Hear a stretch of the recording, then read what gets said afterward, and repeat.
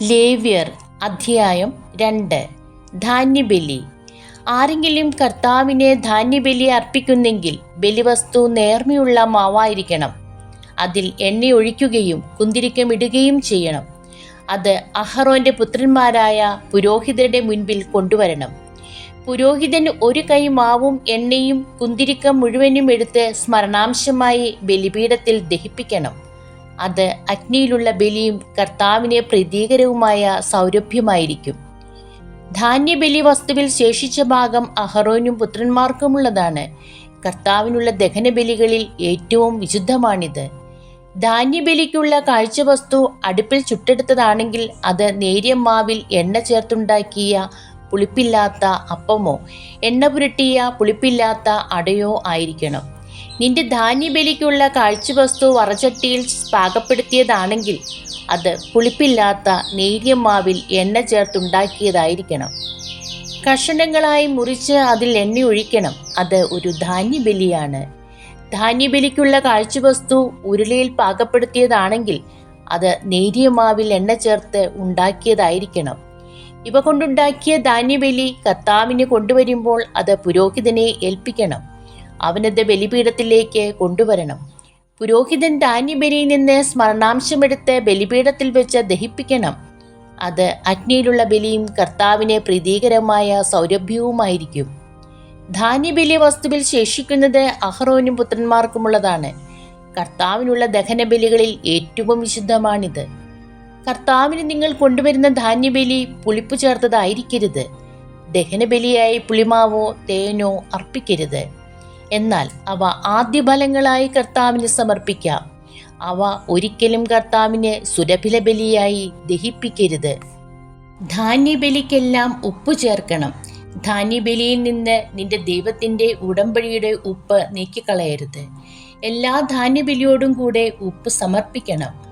ആദ്യഫലങ്ങൾ കർത്താവിന് ധാന്യബലിയായി സമർപ്പിക്കുന്നെങ്കിൽ പുതിയ കതിരുകളിൽ നിന്നുള്ള മണികൾ തീയിൽ ഉണക്കിപ്പൊടിച്ച് സമർപ്പിക്കണം. അതിൽ എണ്ണയൊഴിക്കുകയും കുന്തിരിക്കം ഇടുകയും വേണം. അത് ഒരു ധാന്യബലിയാണ്. പൊടിച്ച മാവിൽ നിന്നും എണ്ണയിൽ നിന്ന് സ്മരണാംശമെടുത്ത് കുന്തിരിക്കം മുഴുവനും കൂടി പുരോഹിതൻ ദഹിപ്പിക്കണം. അത് കർത്താവിനുള്ള ദഹനബലിയാണ്. അധ്യായം 3. സമാധാന ബലി. സമാധാന ബലിക്കായി കാലിക്കൂട്ടത്തിൽ നിന്നാണ് കർത്താവിനെ കാഴ്ച കൊണ്ടുവരുന്നതെങ്കിൽ അത് ഊനമറ്റ കാളയോ പശുവോ ആയിരിക്കണം. ബലിമൃഗത്തിന്റെ തലയിൽ കൈവയ്ക്കുകയും സമാഗമ കൂടാരത്തിന്റെ വാതിൽക്കൽ വെച്ചതിനെ കൊല്ലുകയും വേണം. അഹറോന്റെ പുത്രന്മാരായ പുരോഹിതന്മാർ അതിന്റെ രക്തം ബലിപീഠത്തിന് ചുറ്റും തളിക്കണം. സമാധാന ബലിമൃഗത്തിന്റെ ആന്തരിക അവയവങ്ങളിലും അവയെ പൊതിഞ്ഞുമുള്ള മേധസ് കർത്താവിനെ ദഹനബലിക്കായി എടുക്കണം. അതിൻ്റെ ഇരുവൃക്കകളും അവയോടൊപ്പം അരക്കെട്ടിലുള്ള മേധസ്സും കരളിന് മുകളിലുള്ള നെയ്വലയും എടുക്കണം. അഹറോന്റെ പുത്രന്മാർ അവ ബലിപീഠത്തിന്റെ വിറകിന് മുകളിൽ വെച്ച് അഗ്നിയിൽ ദഹിപ്പിക്കണം. അത് ദഹനബലിയും കർത്താവിന് പ്രീതികരവുമായ സൗരഭ്യവുമായിരിക്കും. ആട്ടിൻകൂട്ടത്തിൽ നിന്നാണ് സമാധാന ബലിക്കായി കർത്താവിനെ കാഴ്ച കൊണ്ടുവരുന്നതെങ്കിൽ അത് ഊനമറ്റ മുട്ടാടോ പെണ്ണാടോ ആയിരിക്കണം. ആട്ടിൻകുട്ടിയെയാണ് ബലിവസ്തുവായി സമർപ്പിക്കുന്നതെങ്കിൽ അതിനെ കർത്താവിൻ്റെ മുമ്പിൽ കൊണ്ടുവരട്ടെ. അതിൻ്റെ തലയിൽ കൈവച്ചതിന് ശേഷം സമാഗമ കൂടാരത്തിൻ്റെ മുൻപിൽ വെച്ച് അതിനെ കൊല്ലണം. അഹറോന്റെ പുത്രന്മാർ അതിലെ രക്തം ബലിപീഠത്തിന് ചുറ്റും തളിക്കണം.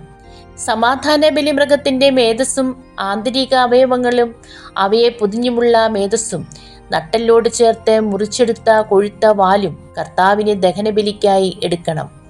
അതിൻ്റെ ഇരുവൃക്കകളും അവയിലും അരക്കെട്ടിലുമുള്ള മേധസ്സും കരളിനു മുകളിലുള്ള നെയ്വലയും എടുക്കണം. പുരോഹിതൻ അവ കർത്താവിനെ ഭോജനബലിയായി ബലിപീഠത്തിൽ ദഹിപ്പിക്കണം. ബലിമൃഗം കോലാടാണെങ്കിൽ അതിനെ കർത്താവിൻ്റെ മുമ്പിൽ കൊണ്ടുവരണം. അതിൻ്റെ തലയിൽ കൈവച്ചതിനു ശേഷം സമാഗമ കൂടാരത്തിൻ്റെ മുൻപിൽ വെച്ച് അതിനെ കൊല്ലണം. അഹറോന്റെ പുത്രന്മാർ അതിൻ്റെ രക്തം ബലിപീഠത്തിന് ചുറ്റും തളിക്കണം. അതിൻ്റെ ആന്തരിക അവയവങ്ങളിലും അവയെ പൊതിഞ്ഞുള്ള മേധസ്സും മുഴുവനും കർത്താവിനെ ദഹനബലിക്കായി എടുക്കണം. അതിൻ്റെ ഇരുവൃക്കകളും അവയിലുള്ള അരക്കെട്ടിലുള്ള മേധസ്സും കരളിന് മുകളിലുള്ള നെയ്വലയും എടുക്കണം. പുരോഹിതൻ അവ ബലിപീഠത്തിൽ വെച്ച് ദഹിപ്പിക്കണം.